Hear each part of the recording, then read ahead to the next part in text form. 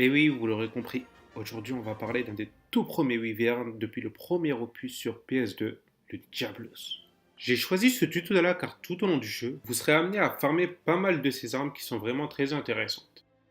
Les armes du Diablos sont purement et simplement des armes de destruction massive. Elles sont parmi les armes aux plus gros dégâts bruts du jeu. Souvent dotées d'une affinité négative, elles sont très appréciées des joueurs. Depuis cet opus, je possède également, pour certaines d'entre elles, des éléments glace à éveiller, ce que j'ai d'ailleurs trouvé assez surprenant.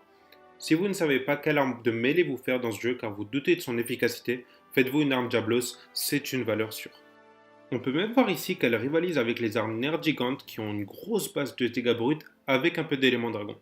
La différence de dégâts se fera dès lors que vous jouerez avec le talent secret d'acier qui augmente drastiquement la puissance des armes sans éléments actifs. Les armures du Diablos sont très souvent appréciées des manieurs de grande épée et de marteau principales. Cela s'explique par la présence de talents comme concentration et dégainage éclair sur la plupart d'entre elles. Sur cet opus, c'est une armure assez confortable pour jouer au marteau. Elle offre une défense assez correcte et des talents de confort comme cogneur ou sismologue qui réduit ou empêche les tremblements de terre causés par les wyverns. Je vous déconseille cependant d'aller vous en équiper pour faire un Kushala, car sa faiblesse glace ne pardonnera pas. Passons à présent aux faiblesses et résistances du Diablos en commençant par évoquer 4 astuces qui vous seront très utiles en combat. Première astuce, il est herbivore. J'espère pour vous que vous allez quand même pas vous laisser faire par une vache. Deuxième astuce, c'est un monstre qui se déplace sous terre et à l'aide du son.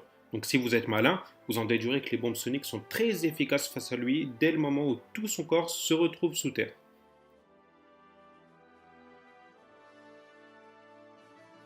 Vous pouvez vous servir de son attaque chargée pour le bloquer dans un rocher et l'immobiliser pendant plusieurs secondes. Faites-vous ensuite plaisir, il est à vous. Malgré tout, vous ne pouvez pas le faire à l'infini car une fois qu'il aura perdu ses 2 cornes, il ne rentrera plus dans aucun mur. Je vais maintenant reprendre le schéma du jeu pour voir avec vous ses faiblesses anatomiques.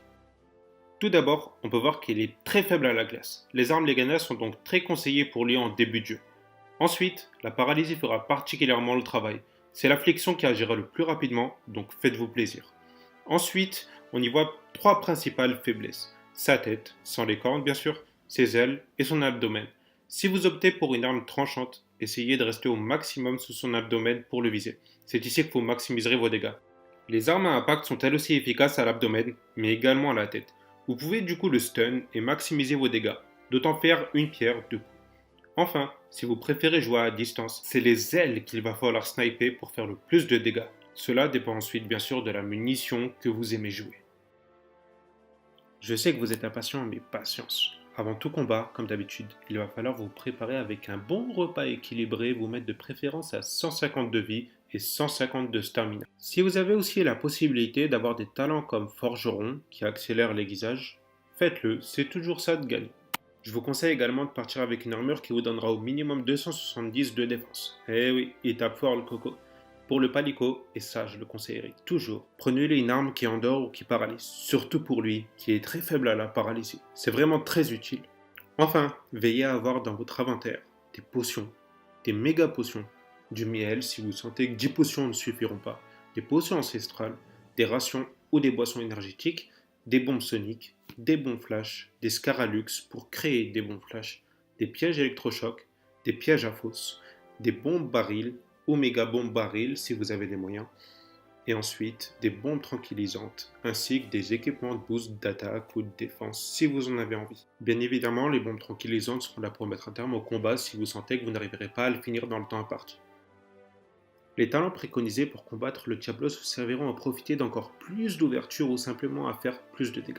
Je vous conseille donc de partir avec concentration, bouchon doré niveau 5, et point faible vu que vous taperez souvent dans l'abdomen et que c'est son plus gros point faible. Aïe, aïe, aïe, aïe.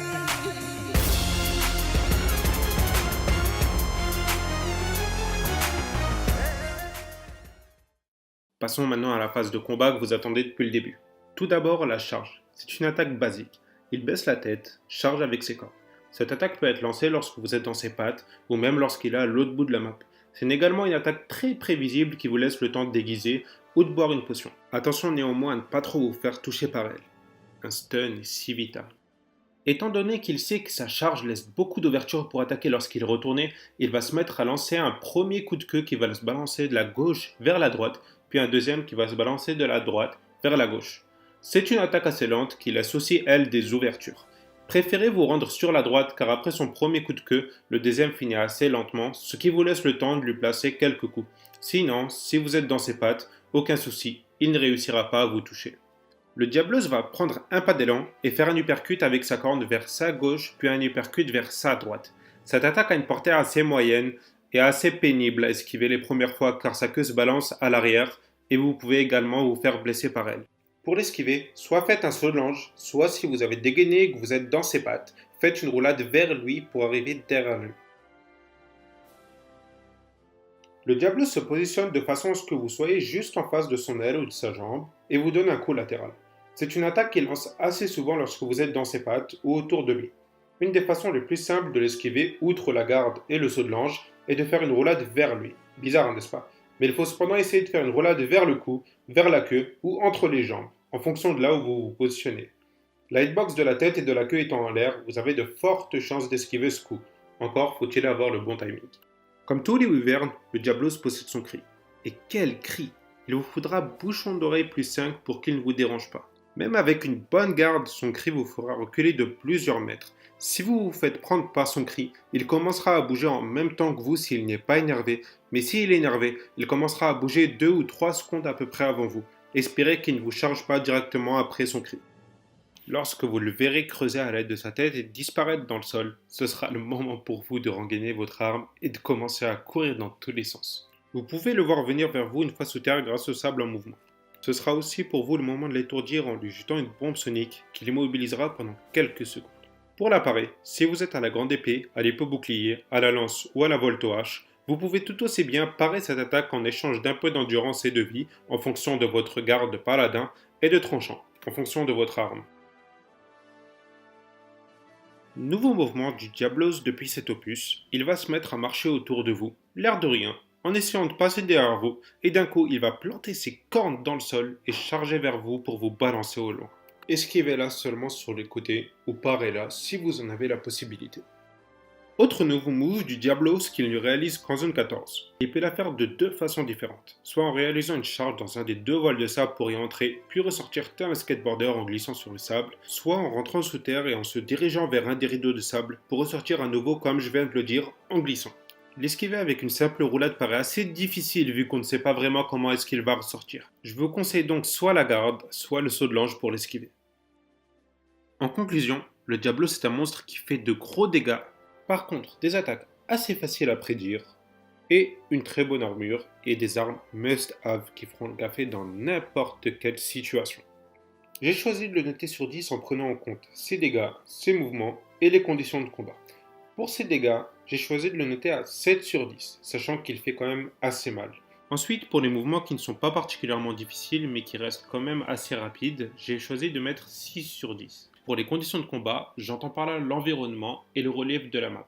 J'ai choisi de mettre la note de 5 sur 10. Tout ça nous donne enfin une moyenne de 6,2 sur 10 pour la note totale de difficulté du Diablos. Voilà, j'espère vous avoir aidé et j'espère que vous avez réussi le Diablos grâce à cette vidéo. En tout cas, je vous remercie. Je vous propose de lâcher un petit pouce bleu si jamais vous avez aimé la vidéo et si les conseils ont pu vous aider. Et je vous propose de vous abonner à la chaîne pour d'autres vidéos et si vous avez apprécié le contenu. Moi, je vous dis au revoir et je vous souhaite de bonnes chasses.